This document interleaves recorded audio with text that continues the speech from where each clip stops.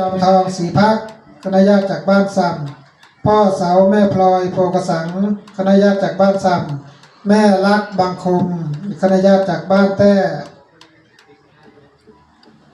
พ่อสาลีแม่มดศรีดาพันธ์คณะญาติจากบ้านซ้ำนายเทียนพงวันนะครับนางทองคำแก้วลอย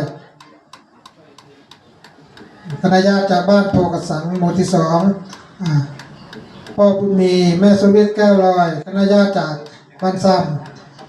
ำแม่สวัสดิ์โพกสังคณะญาติจากบ้านแต้แม่ไขเลือดสีคณะญาติจากบ้านซ้ำแม่สะอาดบุญมาคณะญาติจากบ้านซ้ำนายสุริชัยนางนาลีรัตน์โพกสังคณะญาติจากบ้านซ้ำนางพัชนีโพกสังคณะญาติจากบ้านซ้ำแม่นกงอนสวรรค์คณะญาติจากบ้านซ้ำแม่นิยมงอนสวรรค์คณะญาติจาก